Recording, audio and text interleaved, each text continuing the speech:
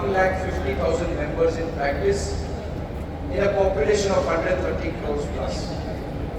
With a taxpayer base of more than 6 crores, it's still a very small number.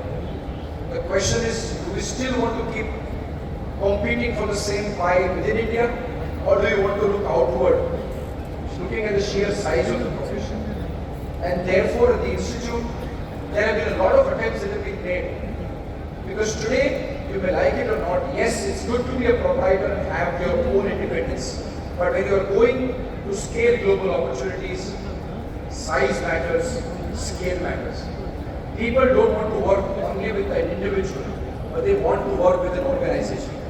People want to ensure that going concern, as we talk in the concept, is not just there in your annual financial statements, but you as an organization are not run by a single person, but you have partners, you have others who are not only sharing responsibility, but are also enjoying a piece of the pie. And therefore, this number is extremely important. If we have to explore these global opportunities, I think the time has to come that from the sheer size of proprietary firms of 65,000, we need to increase that number of partnership firms and LLPs. Because if you want to expand, if you want to grow, you need to come together, you need to network. And for you to come together and form a partnership, at the Institute we realize that it may not be easy for two people just to directly merge. And therefore there has been such a wonderful opportunity through the alliance model, through the network model, which has been created by ICI for us to come together. And therefore I think it's a very important starting point for those of you who are looking to expand. You need to come together, come and become partnership firms. Look at the sheer size of the profession. Out of the partnership firms that I have within the Institute, 71% of them are proprietors, as I said, and 16% are two partner firms. 87% of my membership in practice is either doing work alone or just two of them. And when we talk about global opportunities, it's important that we collaborate, we come together, and those 11 and 2% of the pie that we see in front of us, that has to be open if the profession has to go forward. Because with 63,477 proprietorship firms, out of the total 89,000 firms, the profession today is extremely skewed. And therefore, as we talk about exploring global opportunities for practicing CS, which is a topic that has been given today, to all my practicing chartered accountant friends and colleagues, I think it's time that we shake that table. It's time that we merge together, network together, alliance together, create larger entities which can then seize these global opportunities which I will be talking about. Why do I say this? Because we have to realize one thing. Today, yes, in India, with 14 lakh companies, there are maybe 8 or 9 lakh of them which are getting regularly audited, and therefore companies audit is coming to us. With the tax audits, maybe the 20-30 lakh range, those tax audits are there for members in practice. But when we are talking about being the third largest economy, when we are talking about being in the top 3 in the globe, you know what the requirement globally is to get audits? Look at the numbers.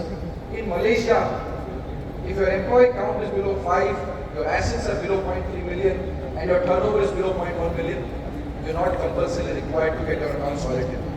Look at the number in United Kingdom. Below 10.2 million, no audit. Below asset size of 5.1 million, or below an employee count of 50, there is no compulsory mandatory audit requirement.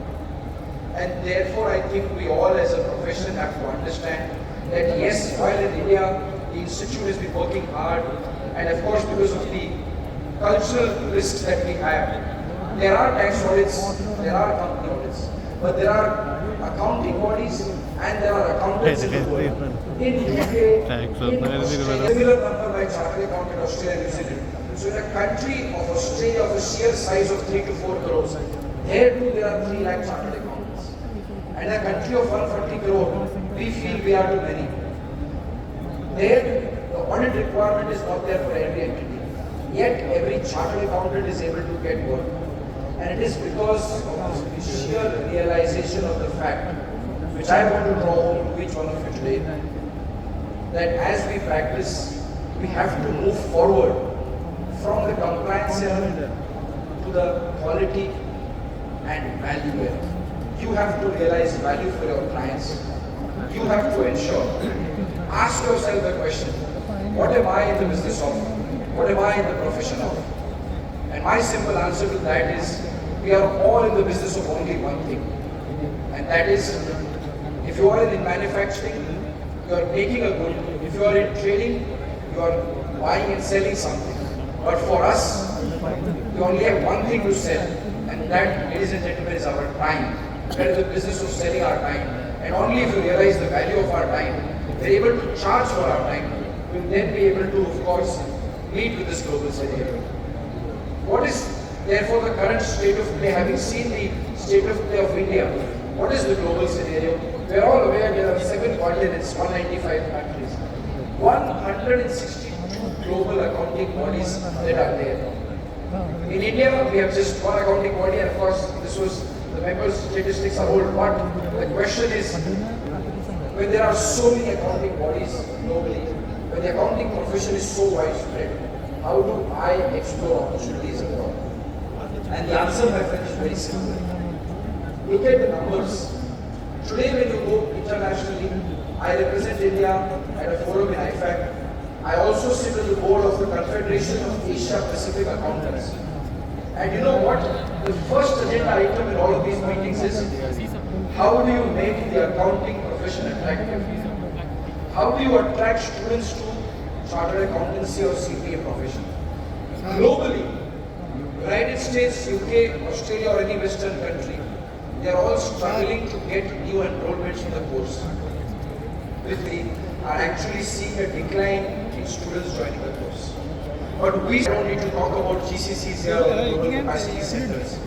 As has happened in IT and technology, today in accounting too, there are